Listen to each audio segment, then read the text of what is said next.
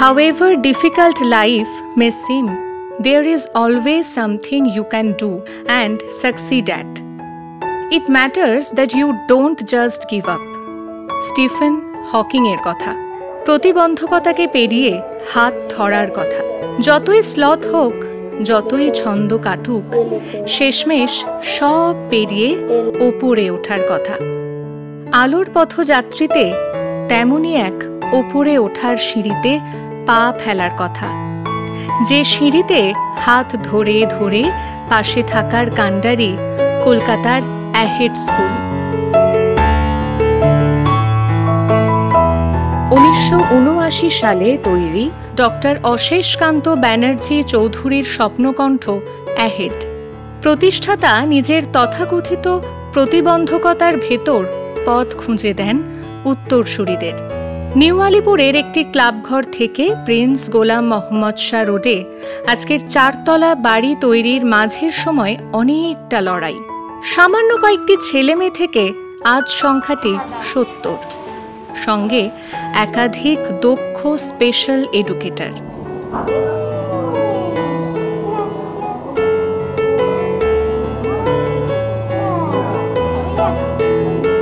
আমরা যখন প্রথম এসেছিলাম, এখানকার যিনি প্রতিষ্ঠাতা ডক্টর অশেষ ব্যানার্জি চৌধুরীর হাত ধরে আমি এসেছি। উনি নিজে হুইলচেয়ার বাউন্ড ছিলেন। স্কুলটি আরম্ভ করেছিলেন নিউ আলিপুরে একটা ছোট্ট ক্লাবের থেকে। 2টি বাচ্চা নিয়ে আরম্ভ হয়েছিল। আজকে আমাদের 70টি বাচ্চা। বিভিন্ন যেমন আমাদের স্পন্সর বাচ্চাও আছে, আমাদের সেই রকম অর্থ উপার্জন করে সেই রকম পরিবার, মানে বড় লোকের ছেলেমেয়েরাও আছে। কিন্তু আমরা কোনো ভেদাভেদ করি না। যারা স্পন্সর বাচ্চা তাদের যেভাবে দেখা হয়, যারা পুরো ফিস দিতে পারছে তাদেরকেও আমরা সমানভাবে দেখি। প্রত্যেকের আলাদা আলাদা গোল প্ল্যান, এবং সেই অনুযায়ী এদের যে ধরনের শিক্ষা আমরা দিয়ে থাকি, মানে যে ধরনের এডুকেশন এদের প্রয়োজন, সেই ধরনের এডুকেশন আমরা দিয়ে থাকি। নিত্য নৈমিত্তিক এডুকেশন ছাড়াও এরা অনেক বাইরের অনেক কিছুই শেখে। আমরা যেগুলো ওদের সময় উপযোগী এবং যুগোপযোগী যে জিনিসগুলো ওদের দরকার, যেগুলো নিজেরা একা একা করতে পারবে, একা একা নিজেদের ধরুন খাওয়া বা ধরুন বাজারে গিয়ে কিছু কেনা, এগুলো আমি উদাহরণ দিচ্ছি। এরকম অনেক কিছুই ওরা যাতে নিজেরা নিজেদের স্বাবলম্বী করে তুলতে পারে, সেই জিনিসগুলো আমাদের এখানে শেখানো হয়। বয়সের বাধা নিষেধের বাইরে বিশেষ চাহিদা সম্পন্ন এক ঝাঁক তরুণ মন। স্কুল ব্যাগ, পেন্সিল থেকে রঙিন সুতো, রং, এই সবের ভেতর নির্দিষ্ট পাঠ্যক্রম ও লক্ষ্যে অ্যাহেডের এগিয়ে চলা। লক্ষ্য স্থির করে ছোটদের মন দক্ষতা বুঝে ঠিক করা স্কুলের কারিকুলাম। আবার 12 আর 7 এর মধ্যে কোন সংখ্যাটা বড় ঠিক করে ভাবো। হ্যাঁ, সার্কেল করো।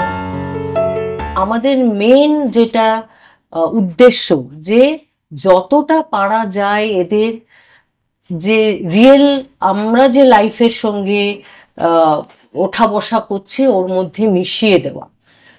কিন্তু যেখানে প্রধানতম বাধা হচ্ছে, এক হচ্ছে মানুষের অ্যাওয়ারনেস, দ্বিতীয় হচ্ছে অনেক সময় বাবা মাই এক্সপোজারটা চান না, যে না থাক, আমার যখন স্পেশাল বাচ্চা আমার কাছেই থাকুক, আমার মতন করেই আমি। আমাদের থেকে চেষ্টা যে স্পেশাল এডুকেটর যাদের যা গুণ আছে, যে বাচ্চার যেমন গুণ আছে সেই অনুযায়ী এগিয়ে নিয়ে যাওয়া। যার সেলাই ফোড়াইতে গুণ আছে সেই দিকে এগিয়ে নেওয়া, যে নাচ করতে পারে তাকে সেই দিকটা এগিয়ে নেওয়া, যেই পড়াশোনা চাইছে তাকে পড়াশোনাটা করানো। শুধু ওইটুকুনির মধ্যে আটকে রাখা হয় না। আমরা চেষ্টা করি যাতে ওরা বাবা মার অবর্তমানে নিজেদের জীবনটা ঠিকভাবে ম্যানেজ করতে পারে। যারা এডুকেবল বাচ্চা, যাদের আইকিউ লেভেল অতটা কম নয়, তারা ওপেন স্কুল থেকে পরীক্ষা দেয়। ওপেন স্কুলে আমাদের কয়েকটা লেভেলে ভাগ করা থাকে। ইন জেনারেল যে স্কুল সিস্টেম, যেটা ধরুন ক্লাস 1 to 10, ওইভাবে কিন্তু থাকে না। এটা লেভেল ওয়াইজ থাকে, যেমন A level, B level, C level আর 10। তো আমরা সেইভাবে বাচ্চাদেরকে প্রিপেয়ার করি। প্রথমে এই লেভেল থেকেই শুরু করি আমরা। যদি কোনো বাচ্চার দেখি আইকিউ লেভেলটা সেইভাবে হায়ার আছে, তাহলে সেক্ষেত্রে বি বা সিতে একবার চান্স। যেমন এবারেই আমার কাছে একটি বাচ্চা আছে যে এতদিন কোনো পরীক্ষা দেয়নি, কিন্তু ওর আইকিউ লেভেলটা বেশ হাই, এবং ওকে দিয়ে যদি আমি তৈরি করছি, যখন আমি একদম সি লেভেলে ওকে বসিয়েছি, তো ও সি লেভেল থেকে পরীক্ষা দিচ্ছে। এবার A level, B level, C লেভেলটা কীরকম থাকে? এ লেভেল হচ্ছে ক্লাস 3 ইকুইভ্যালেন্ট জেনারেল স্কুলের ক্লাস 3, বি লেভেলটা হচ্ছে ইকুইভ্যালেন্ট জেনারেল স্কুলের ক্লাস 5, সি হচ্ছে ক্লাস 8, আর তারপরে 10। এইভাবে আমরা ভাগ করে এইভাবে আমরা বাচ্চাদেরকে প্রিপেয়ার করে যে লেভেলে সেভাবে পরীক্ষা দেওয়ানো। এবার হচ্ছে যে আমরা এই যে ওপেন স্কুলের ব্যাপারটা কি থাকে, যে 5 বছর করে এক একটা লেভেল পাস করার জন্য সময় থাকে, আর কোনো এজ লিমিট নেই এখানে, যেহেতু ওপেন স্কুল। তো সেই ক্ষেত্রে 5 বছরে 5টা সাবজেক্ট কি 4টে সাবজেক্ট নিয়ে বাচ্চারা পরীক্ষা দেয়। এবার কেউ যদি একটা ইয়ারে 2টো সাবজেক্ট পরীক্ষা দিতে চায়, সে সেরকমভাবে পরীক্ষা দিতে পারে। তাহলে আমরা চেষ্টা করি একটা বছরে এক একটা সাবজেক্ট, তাহলে ওদের উপর প্রেশারাইজ করা হয় না। কেন সবসময় যে ওরা তো ওদের মুডের অনুযায়ী চলে, আমি আমার মতন করে পড়িয়ে দিলাম, ওরা সেটা নিয়ে নিল, সেটা তো সবসময় হয় না। তো ওরা যাতে বুঝতে পারে, কেননা আমাদেরকে এই ওপেন স্কুলের ব্যাপারটা কী হচ্ছে, যারা ইন জেনারেল ড্রপ আউট যেসব বাচ্চারা থাকে, তারাও কিন্তু একই সাথে পরীক্ষা দিচ্ছে। স্পেশাল বাচ্চা বলে ওদের কিন্তু আলাদা কোনো মানে সেভাবে কোনো আলাদা সিলেবাস বা আলাদা কিছু ওরা ফেসিলিটি পাচ্ছে না। তো সেই ক্ষেত্রে আমরা চেষ্টা করি এক একটা বছরে এক একটা সাবজেক্ট, তাহলে কি আমরা অনেকটা টাইম দিতে পারি। আমরা রেজিস্ট্রেশনটা করাই 2 বছর, আমরা ওবি লেভেল পড়িয়ে নিয়ে তারপরকে রেজিস্ট্রেশনে আনি, কেন রেজিস্ট্রেশনের পর 5 বছর থাকে ওর হাতে সময় 5টা সাবজেক্ট কি 4টে সাবজেক্ট ক্লিয়ার করবা। আমার নাম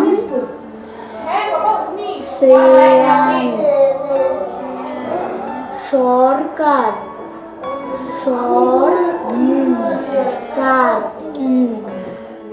পাশাপাশি স্পিচ ও অন্যান্য থেরাপিতে নিরলস অ্যাহেড।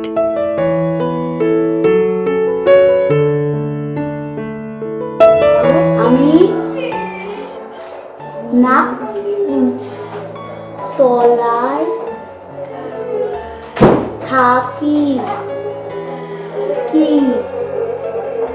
একটা হচ্ছে একদম ছোটদের গ্রুপ, যেখানে 4 বছর বয়স থেকে 7 অবধি একটা ইউনিট আছে, যাদের আমরা 2-2.5 ঘন্টা মতন এক একটা ফেজে রাখি। এবং এদের মেনলি যেহেতু সেন্সরি ইস্যু থাকে, অকুপেশনাল থেরাপির উপর আমরা জোর দিই, স্পিচ থেরাপি যারা কথা বলতে পারে না তাদের স্পিচ থেরাপির উপরে জোর দিই। এছাড়া যদি নিড থাকে ফিজিওথেরাপিও করানো হয়, এবং psychological assistance to the parents also. বাচ্চা যারা বুঝতে পারছে তাদেরকে নিয়েও যেমন সাইকোলজিস্ট নিয়ে বসেন, পেরেন্টদের নিয়েও আমরা রেগুলার বেসিসে বসি, যে তাদের যদি একটু মনের দিকটা থেকে যদি কিছু আমরা উদ্বুদ্ধ করে এগিয়ে নিয়ে যেতে পারি। যেমন আমাদের এই স্পেশাল এডুকেশনের যেমন গুরুত্ব রয়েছে, সমান গুরুত্ব এই থেরাপিগুলো রয়েছে। যেমন আমরা ওটি, অকুপেশনাল থেরাপি, স্পিচ থেরাপি, তারপর আমরা ফিজিওথেরাপি, প্লে থেরাপি, এগুলো কিন্তু কাউন্সেলিং, এগুলো কিন্তু আমাদের ইনক্লুড। কারণ এটার সাথে এটা তো আমাদের অ্যাকচুয়ালি টিম ওয়ার্ক। শুধু স্পেশাল ওদের এই ডেভেলপমেন্ট যাই কিছু হবে, সকলের একসাথে কাজ। স্পিচের জন্য অনেক বাচ্চা তো কথা বলতে পারে না ঠিক বলবো না, ওদের ওই এক্সপোজার নেই, তো সেটা স্পিচ থেরাপিস্ট ও হেল্প করেন, কথা বলাতে সাহায্য করেন। অনেক বাচ্চার এমন হয়েছে মুখে আওয়াজই করতো না, স্পিচ থেরাপি নিয়ে আওয়াজ করছে, বা মা সিঙ্গেল ওয়ার্ড বলছে। আর অকুপেশনাল থেরাপি এটা তো খুব একটা ইম্পর্টেন্ট থেরাপি স্পেশাল চাইল্ডের জন্য, যাদের হাইপার অ্যাক্টিভিটি রয়েছে, বিভিন্ন ট্যাকটাইল ইস্যুস রয়েছে, সেন্সিটিভিটি রয়েছে, অনেক রকমের সমস্যা রয়েছে তাদের। সেখানে এটা খুব জরুরি যে অকুপেশনাল থেরাপি ওটিটা মাস্ট, ওটা আমাদের স্কুলে আমরা ওটা এর সাথেই প্রোভাইড করি, এবং সপ্তাহে ওটা 2-3 দিন করে হয়। যার ফিজিওথেরাপিও তাই আমাদের ম্যাম আছেন, যাদের ফিজিওথেরাপি যাদের প্রয়োজন হয় তাদের ফিজিওথেরাপি দেওয়া হয় প্রয়োজন অনুসারে। তারপর কাউন্সেলিং সপ্তাহে সপ্তাহে আমাদের থাকে। আর প্লে থেরাপি এটাও আমাদের থাকে। প্লে থেরাপির মাধ্যমে ওদের বিকাশ, ওদের আমরা ছেড়ে দিয়ে নিজের মতো করে খেলা করো, বিভিন্ন মেথড আমরা অ্যাপ্লাই করি প্লে থেরাপির জন্য। ওটা খুব হেল্প করে তাদেরকে, একসাথে গ্রুপ অ্যাক্টিভিটি এগুলো আমাদের সব রয়েছে, এগুলো আমরা ওদের করাই, ওরাও খুব এনজয় করে, খুব ভীষণভাবে এনজয় করে। তারারা মাটিতে এলে তারা নিজেরাও জানে না কতটা আলো দিতে পারে মাটির অন্ধকারে। বিশেষ চাহিদা নামে যাদের জীবনের তথাকথিত অস্বাভাবিকতায় পড়ে গেছে বড়সড় অনিশ্চয়তা, তারাই বানাচ্ছে আশ্চর্য সব নির্মাণ। এবং সেই সবের প্রদর্শনীতে আইটুকু চলে যাচ্ছে সেই শিল্পীদেরই হাতে। ভোকেশনাল ট্রেনিংয়ে তাই অ্যাহেডের সচেষ্টতা চোখে পড়ে। আমাদের যে ভোকেশনাল ইউনিটটি আছে ওখানে আমরা এমন বাচ্চাও আছে যাদের 14-15 বছর বয়স, কিন্তু এবিলিটি আছে দেখছি। আর এদেরকে একটা যে কোনো কাজ ক্যাপচার করতে একটু সময় লাগে, সেই জন্যে আমরা অনেক আগে থেকেই ঢুকিয়ে দিই। প্রি ভোকেরও আছে, ভোকও আছে। প্রি ভোকটা যারা ছোট বাচ্চা ক্লাস থেকেই আরম্ভ করে, ছোট ছোট জিনিস সবজি কাটা থেকে আরম্ভ করে পেপার ফোল্ডিং, ক্লোথ ফোল্ডিং, এইগুলো আমরা ক্লাসেই আরম্ভ করে দিই 14 বছরের নিচে যারা আছে। আর 14 to 18 অ্যান্ড অ্যাবভ যাদের এবিলিটি আছে সেই অনুযায়ী আমরা বিভিন্ন ডিপার্টমেন্টে করে দিই। আমাদের এখানে ব্লক প্রিন্টিং আছে, আমাদের পেপার ব্যাগ মেকিং আছে, আমাদের ফেব্রিক আছে, আমাদের এই যে উৎসবগুলো হয় সেই উৎসব অনুযায়ী আমরা জিনিস তৈরি করি। সামনে রাখি আসছে, আমরা রাখি তৈরি করছি। আর রেগুলার বেসিসে ইয়ার লং আমাদের মশলাটা রেগুলার বেসিসে তৈরি হয়, ব্যাগ তৈরি হয়, ক্লোথ ব্যাগ, বাচ্চারা সেলাই করে, মেশিনেও সেলাই করে। তো এই জিনিসগুলো আমরা বের করতেই থাকি এবং সেই জন্য আমরা বাইরে থেকেও অর্ডার নিই। কেউ যদি অর্ডার দেন তাহলে আমরা সেগুলো তৈরি করে আমরা সেগুলো সেল করি এবং end of the day sell করে আমরা একদম যেহেতু একটা ছোট্ট খুব ক্লোজ নিট স্কুল, যে বাচ্চা যে প্রোডাক্টটা তৈরি করছে আমরা একদম লিখে রাখি যে এই বাচ্চাই তৈরি করছে, এটা সেল করি এবং তার কিছু অংশ ওদের দিয়ে দেওয়া হয়। তার মানে দেয়ার আর্নিং। কমপ্লিট একটা কাজ করতে গেলে একটা বাচ্চার মধ্যে যে সব থাকতে হবে এরকম আমরা দেখি না। ধরুন একটা কাগজের ব্যাগ বানাচ্ছি, একটা কাগজের ব্যাগ বানাতে গেলে আমরা তো একটা টাস্ক অ্যানালাইসিস করে নিই, অনেক ছোট ছোট কাগজ কাটা, ভাঁজ করা, তারপরে কাটা, তাকে আঠা দিয়ে জোড়া, তারপরে তাকে পেস্টিং করা, তাকে দুটো হ্যান্ডেল দিয়ে ব্যাগটাকে তৈরি করা। এরকম নয় যে এই কাজটা করতে গেলে যতগুলো স্টেপ, কোনো একটা বাচ্চাকে সব স্টেপগুলো জানতে হবে, তাহলে আমরা বাচ্চা খুঁজে পাবো না। আমাদের দেখতে হবে যে এই স্টেপগুলোর কিছু কিছু অংশ, কিছু মানে পার্ট যে পারবে তাকে আমরা এই কাজে নিয়ে নেব। তো একদম পারবে না এরকম যদি কোনো বাচ্চা থাকে যে আগুনের ধারে দাঁড়িয়ে কাজ করতে পারবে না, তো তাদেরও সিজার আছে, তাকে আমরা নেব না। কিন্তু একটা কাজ করতে গেলে 50% যদি সে করতে পারে তাকে আমরা সেই কাজে নিয়োগ করি। এমব্রয়ডারিতে দক্ষতায় আশ্চর্য হতে হয়। লাল, নীল, হলদে সুতোয় ওরা বানিয়ে নিচ্ছে নিজস্ব এলডোরাডো। সেই খনিতে ঢুকে ওদের চোখে মুখে স্বাভাবিক চমক দেখেও বোঝা না গেলেও ওরা খুশি হচ্ছে খুব। আনন্দে সারল্যে সহজ করছে জীবন।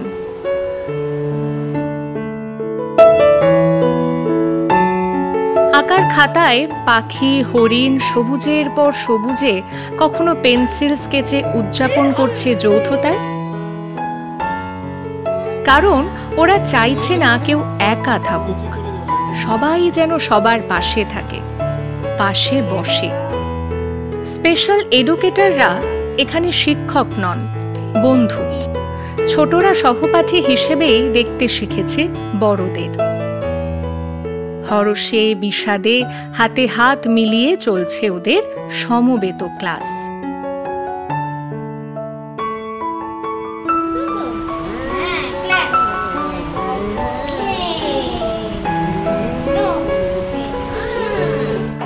বেশ, এবার এটা 11 আর 5, 11 আর 5 এর মধ্যে বড় সংখ্যা কোনটা? সার্কেল করো, সার্কেল। 5 আর 3 এর মধ্যে বড় সংখ্যা, ভেরি গুড। ওদের কাছে ঠিক শিক্ষক ছাত্র নয়, ওদের কাছে এই যে একদম যেন নিজের, ওরা আমাদের নিজের করে ভাবে। রাগ হলে রাগও দেখায়, করবো না, যাবো না, একটু যদি কে ভালোভাবে বলি, গায়ে হাত বুলিয়ে, দেখো বাবা শোনা, তখন আমিও ওখানে শিক্ষক নই, আমি ওদের খুব প্রিয়, খুব কাছের একজন কেউ, সেও আমাকে সেভাবে অ্যাকসেপ্ট করে। ওদের পাশাপাশি কম্পিউটারে, মাউসে, কিপ্যাডে সৃষ্টির সেলিব্রেশন। এখানে বাইরের আধুনিক তথাকথিত স্বাভাবিকতায় টিকে থাকার লড়াই। স্পেশাল চাইল্ডদের আসলে বৈশিষ্ট্যই হচ্ছে এটা যে ওরা প্রত্যেকে ইন্ডিভিজুয়াল, কারোর সাথে কারোর কোনো মিল নেই, প্রত্যেকেই প্রত্যেকের মতন, সেই জন্যই তারা স্পেশাল, তারা ইন্ডিভিজুয়াল। তো এদের প্রত্যেকের মধ্যেই কিছু বৈশিষ্ট্য আছে। অনেকে এখানে অটিজম মানে অটিস্টিক চাইল্ড আছে, ডাউন সিনড্রোমের চাইল্ড আছে, তারপর গিয়ে ইন্টেলেকচুয়াল ডিসেবিলিটি আছে, এরকম অনেক ধরনেরই বাচ্চা আমাদের এখানে আছে। এবং প্রত্যেকেই তারা তাদের মতন করে খুবই আদুরে এবং আমাদের কাছে অনেক বেশি প্রিয়। তারা প্রত্যেকের কাজও আলাদা, মানে এদের জন্য প্রত্যেকের জন্য আলাদা আলাদা আমাদের গোল প্ল্যান করতে হয়, ভেবে ভেবে করতে হয়। তার যে লেভেল আছে সেই লেভেল অনুযায়ী আমরা তাদের গোল প্ল্যান করে থাকি। চোখে হঠাৎ করে কাল বৈশাখী, চৈত্রের শেষ বেলা পাতা ওড়ে নাকি, গত বছরের মায়া ভেঙে যাবে। ওদের নাচের দৃশ্যে আশ্চর্য হাসি, স্বাভাবিকতা। স্কুলের ভেতর বাইরে একাধিক উদযাপনে ওদের মুখে সহস্র আলো। কোথাও কোনো দুঃখ আছে কি? ওরা মানে না, গানের সঙ্গে মুহূর্ত ভাগ করে নেয়, তন্ময় হয়ে দেখে শোনে বাকিরা। গত বছরের মায়া ভেঙে যাবে বলে খড়কুটো বেঁধে রাখি তোমারই আসরে। বাইরের পৃথিবীর সঙ্গে মিশে যেতে না পারার চিরন্তন খেদ আছে, তবু এর ভেতরেই সাধ্য মতো মেশা, উৎসবে যোগ দেওয়া, অর্থ, শরীর, সমাজ সমস্ত আকাশেই একাধিক নক্ষত্রহীনতায় কখনো রিক্ত না হওয়া, বরং ভরে ভরে থাকা।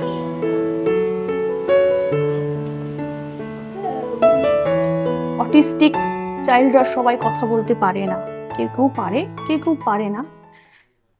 পারে না এরকম সংখ্যা যেমন রয়েছে, পারের সংখ্যাও রয়েছে। এই যে যারা পারে না তাদেরকে ট্রেনিং দিয়ে দিয়ে এমন এক জায়গায় ওদের আনা হয়, ওরা যখন ওর মাকে বা বাবাকে বাবা বলে কোনোভাবে ডাকে, মাকে মা বলে, নিজের চাহিদাগুলো কোনোভাবে এক্সপ্রেস করে, সেটা এর থেকে বড় পাওয়া as a teacher, special educator ও প্যারেন্টস সকলের কাছে আমি বলবো এক বিশাল বড় প্রাপ্তি।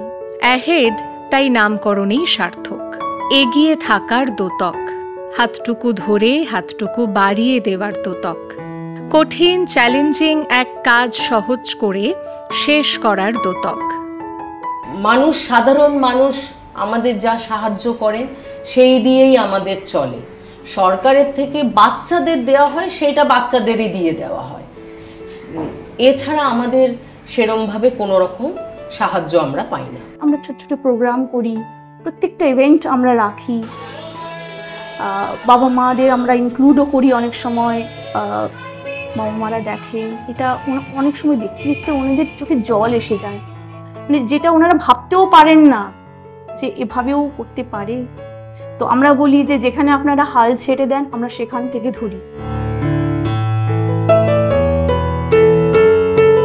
শঙ্খ ঘোষের কবিতার মতো হাতের ওপর হাত রাখা খুব সহজ নয়, সারা জীবন বইতে পারা সহজ নয়। এই কথাটা সহজ, কিন্তু কে না জানে সহজ কথা ঠিক ততটা সহজ নয়।